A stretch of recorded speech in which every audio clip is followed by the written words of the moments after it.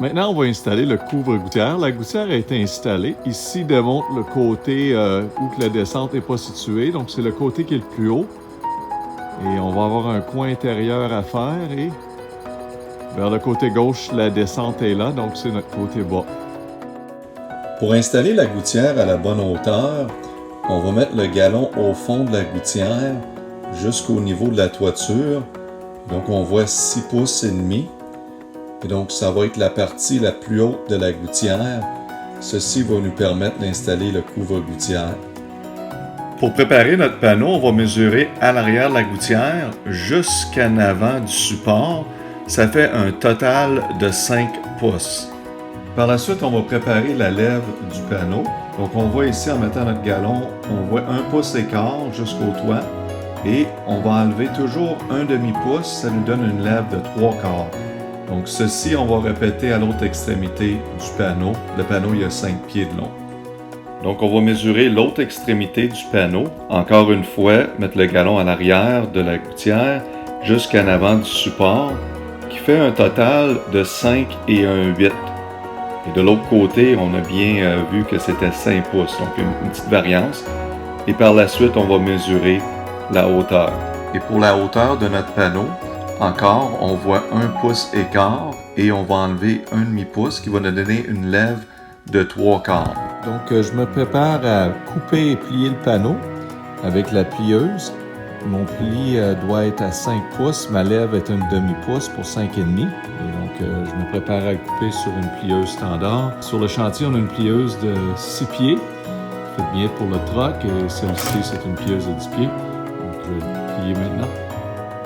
Donc, je me prépare à le plier. Vous allez voir, ma ligne, on la voit pas parce que quand je vais la plier, ce côté-ci, c'est le panneau qui overlap. Donc, moi, je veux pas qu'il soit plus long que l'autre qui va aller par-dessus parce que ça va l'empêcher à bien serrer. Voici le panneau qui est plié. Le matériel qui restait, quand on l'a coupé, on peut faire du flashing avec ou faire des capes de finition. Maintenant, on installe les Smart Clips, les supports pour soutenir le couvre-gouttière. Ces supports sont installés au 15 pouces. Et vous voyez, entre ces supports, on a aussi les supports de gouttière standard. Et vous voyez, le premier à l'extrémité, on va l'installer complètement au bout. Nos Smart Clips, quand on les installe, il faut tenir la base du Smart Clip. Et vous voyez la vis ici à l'intérieur, donc on visse à travers du trou. C'est très important qu'une main tient et l'autre visse en même temps. Et quand on visse, vous voyez la partie qui est en bas complètement ici, dans mon doigt. Très important de soulever juste un petit peu et le tenant en même temps puis en vissant pour pas que ça pogne le bas de la gouttière et que ça fait une marque dans le dos de la gouttière en dessous ici. Quand on installe le couvre-gouttière, on rentre le panneau dans le support en le levant. Le premier panneau sur le bord doit être installé à l'intérieur du cap de la gouttière. Ceci va permettre l'eau de rentrer dans la gouttière. On peut voir comment le panneau rentre dans le support. Ça ne semble pas être grand-chose, mais le panneau devient très serré. Et on n'a pas besoin de mettre de vis à travers les supports. Qu'est-ce que j'aime? Tout est discret, tout est vissé dans le fascia ici, comme on voit. Donc, le fait qu'on fait une installation fascia, notre vis va être vissée à travers du fascia. Les panneaux étant 61 pouces, on va avoir 4 vis totales, une à chaque extrémité et 2 plus dans le milieu. Donc, c'est vissé justement avec la vis 1 pouce et demi avec un caoutchouc au bout pour empêcher l'infiltration. On vient d'installer le premier panneau. Notez la pente qu'ils ont. Ici, il n'y a pas de vis sur le bord parce qu'on va faire un overlap avec le prochain panneau installé. On va être capable de mettre une vis. Aussi, notez la distance du couvre-gouttière qui excède la gouttière d'environ 3/8 de pouce qui empêche tous les débris dentés, incluant les aiguilles de pince, épinettes, etc. Pour mesurer la distance de nos supports, on va mettre notre galon sur la dernière sur l'extrémité et mesurer jusqu'à 61 pouces. Et les autres, on va les mettre avec espace égal à travers. Donc, on va aller mesurer. On a déjà cette mesure-là pour ce panneau qu'on vient de prendre. Donc, on va mesurer 5 crochet plus loin, qui est la distance de le panneau. Donc, on va mesurer la distance en arrière jusqu'au devant. Donc, on a 5 écarts. Et on va mesurer la hauteur jusqu'au toit, moins une demi, qui va faire une lève de 3 quarts. Je me prépare à installer mon panneau par-dessus celui-ci.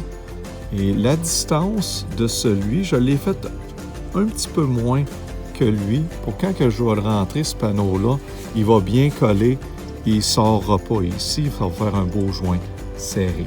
Donc la vis est insérée à travers des deux panneaux et pour faire un joint bien serré. Maintenant, on va installer les panneaux pour la vallée. Donc ici, on a un coin intérieur et je vais utiliser un panneau porteur haute capacité pour aller prendre l'eau. Celui-là, il est coupé droite et celui-là, il est fait pour fitter et coller contre. Donc, je l'ai juste taillé encore pour rentrer dans le support et coller dedans. J'ai aussi coupé pour laisser une bonne ouverture. Puis là, je vais fitter mon coin intérieur pour finaliser.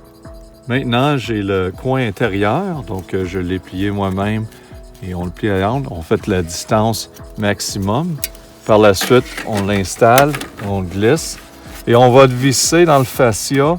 Et aussi avec nos petites vis, on le visse en avant. Et j'aime bien ça, garder une belle pente, donc je vais le soulever un petit peu également.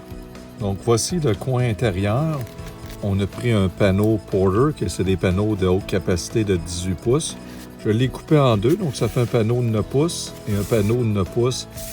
Puis aussi, j'ai fait un coin intérieur pour bien fitter et que les trous soient alignés avec la... On va fermer le bout avec un cap qu'on va fabriquer. Le cap va venir pré-taillé et vous pouvez vous le faire vous-même. Et avec ça, on va avoir deux caps.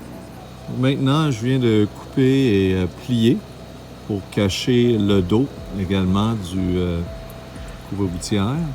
Et maintenant, je vais le visser. Donc voici une belle finition du cap sur le bord. Et on veut fermer toutes les entrées. Et c'est un système complètement fermé. Vous voyez ici, je laisse un petit espace, à peu près un 8, pour permettre, s'il y a de l'eau qui tombe sur le bord ici, de rentrer.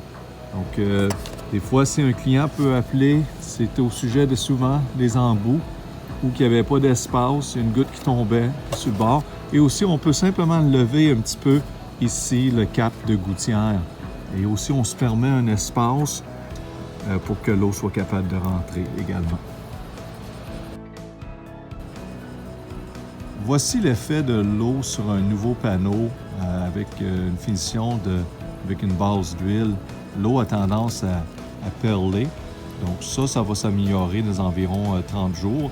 Quand on a un panneau qui est déjà usé, on voit l'eau s'éparpiller très bien. Et encore, l'eau va rentrer dans ce cas-ci. C'est juste que c'est plus efficace quand on a un système ça fait un peu plus longtemps qu'il est installé.